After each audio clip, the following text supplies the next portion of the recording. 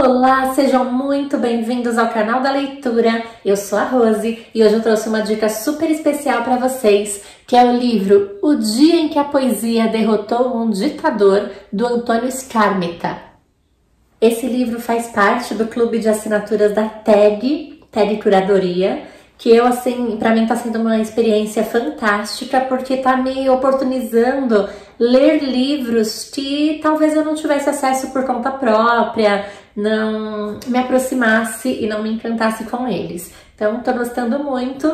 É claro que em toda assinatura a gente tem aí os prós e os contras, a ansiedade de receber um livro sem saber qual é, mas para mim tá sendo uma experiência fantástica, eu recomendo bastante. E, gente, O Dia em que a Poesia Derrotou um Ditador é um livro assim, né? O próprio título traz aí essa nuance poética e é um livro leve, é um livro agradável, que me fez um bem danado nesse período assim mais turbulento de debates políticos, né? A gente vivendo aqui no Brasil um período que acabou de terminar aí de eleições municipais, e que é tão difícil, né, parar, refletir sobre todas as necessidades, né, de cada região. E em meio também, né, a essa pandemia, a esse desgaste, ao estresse emocional que a gente está vivendo já na reta final desse ano.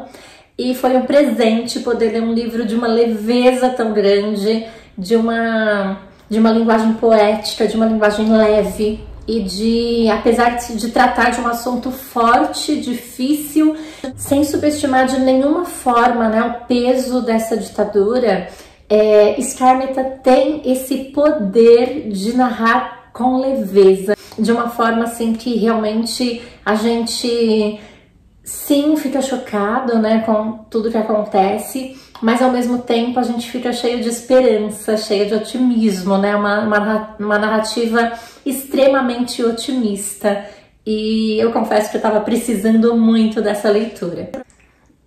Vale comentar aqui que Skármeta, gente, Antônio Skármeta também é o autor de O Carteiro e o Poeta, esse livro maravilhoso que ganhou um filme, que foi muito premiado, inclusive, e que eu recomendo demais. Aproveito para fazer esse parênteses aqui, leia O Carteiro e o Poeta. É um livro assim também extremamente poético, que fala, né, do exílio do grande poeta Pablo Neruda, visto ali como o poeta do amor, que de fato tem belíssimos poemas de amor, e mostra um pouquinho dessa trajetória, mas também com muita poesia. É uma verdadeira aula sobre metáfora, e vale a pena demais tanto ler o livro quanto ver o filme também.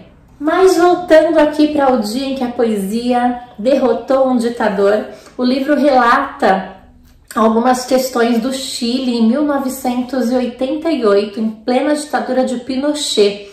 E o livro traz uma história fictícia, mas traz assim um pano de fundo totalmente real, né? Fala de Pinochet, fala da ditadura, fala do plebiscito que de fato aconteceu, fala da vitória do não, traz aí a valsa do não, com o seu autor de verdade aparecendo no livro, com algumas impressões que de fato ele passava, né, na vida real.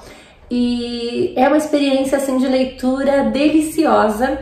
Nos faz lembrar também a importância, né, da democracia, o quão dura foi a ditadura, mas uma discussão assim muito linda da campanha do não é justamente que foco usar na campanha, né? E aí a gente tem a narrativa de Bettini, um grande publicitário que foi torturado pela ditadura, pelas suas convicções políticas, e Bettini é convidado para fazer a campanha do sim por Pinochet, e oferecem a ele muito dinheiro para fazer a campanha e ele diz não. E ele é convidado também para fazer a campanha do não, sem ganhar absolutamente nada. E ele também não queria aceitar, mas muito motivado pela esposa, ele resolve fazer a campanha do não. E aí a discussão é o que mostrar nessa campanha do não, que vai ter um espaço na TV, pela primeira vez em meio a toda aquela ditadura que mata, que prende, que sequestra. E ele vai ter esse espaço para falar. E aí muitas pessoas falam, olha, a gente tem que mostrar todas as mazelas dessa ditadura, tudo de ruim que Pinochet faz pelo povo do Chile, pelo povo aqui de Santiago, para a gente poder conquistar votos para o não a Pinochet. Mas, ao mesmo tempo, e ganha essa sutileza, que é um argumento de não falar disso, né? Não negar isso, mas trazer uma campanha mais otimista, mostrando o que o país pode ganhar com o não, né? Ganhar as cores do arco-íris, que vai ser o símbolo da campanha, ganhar a festa, ganhar a amizade, ganhar o amor sendo evidenciado. E é nessa perspectiva que é feita a campanha do não, com uma valsa desacreditada pelo próprio Bettini, mas que contagia todo o povo chileno e que faz assim um sucesso e que traz cores para o Chile depois de muito tempo de obscuridade. E em meio a toda essa narrativa aí de Bettini, desse publicitário da campanha do não, dessa questão política aí do plebiscito de Pinochet, desse publicitário inteligentíssimo que foi torturado pela ditadura e que agora está tendo a chance de derrotá-la. Ele que é desempregado desde quando começou a ditadura, porque ninguém pode dar emprego, né, a uma pessoa com posicionamento político diferente daquele do ditador que está no poder. E então assim vai mostrando, né, essa vida, essa família. E ao mesmo tempo a gente tem um outro eixo temático aí no livro, que é do Nico. Nico, um jovem estudante, filho de um professor de filosofia, o professor Santos, que é preso em meio a uma aula. Ele está na sala de aula, dando a sua aula de filosofia, como faz todos os dias, quando os policiais vêm prendê-lo. E aí Nico vai contando pra gente, né, que o professor Santos, ele já sabia que isso podia acontecer a qualquer momento. Então ele deixou o filho preparado. Olha, se eu for preso e se eu desaparecer e ninguém me ver sendo preso, você usa esse plano. Agora, se eu for preso em meio a uma multidão, como na sala de aula que de fato aconteceu, é menos complicado, porque aí existem testemunhas e vai ser mais difícil eles me assassinarem ou sumirem comigo para sempre. Então você vai usar este outro plano aqui.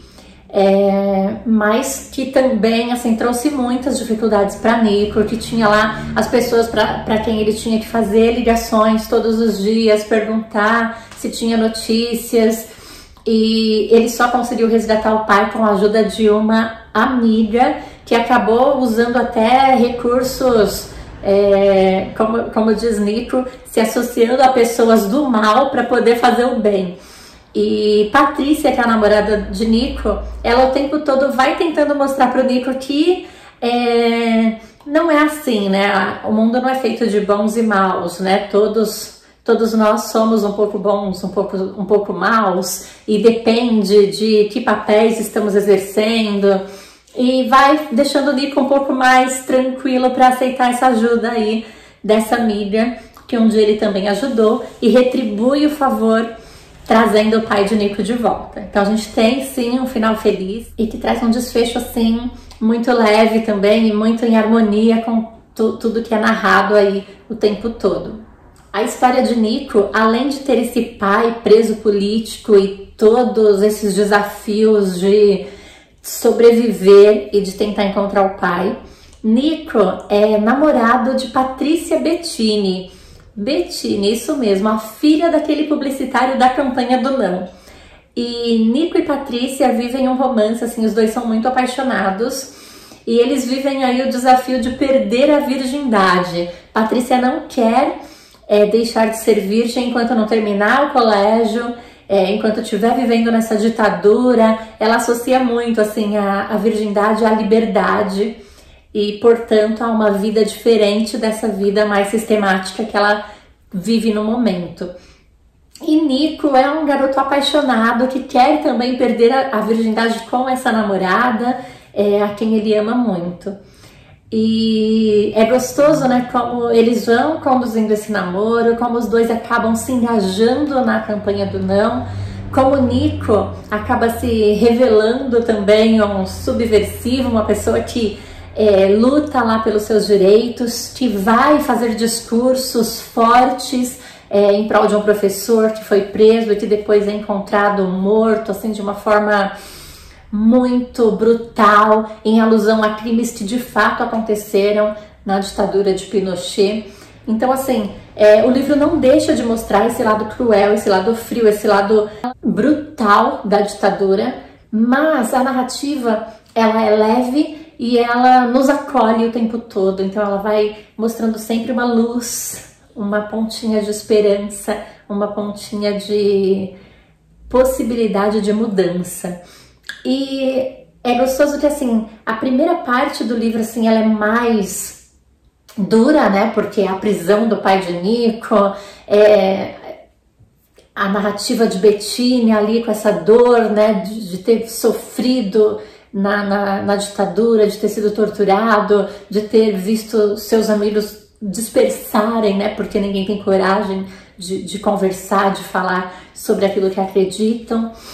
E ao mesmo tempo, conforme o livro vai conduzindo, aí a história vai crescendo, né? A narrativa vai expandindo, a gente tem aí um final que caminha só com coisas boas, né? Desde que a campanha do não contagia as pessoas, que o não vence, dá até medo, a gente começa a ler essas coisas boas acontecendo e falar, ai meu Deus, o que vem de ruim por aí agora.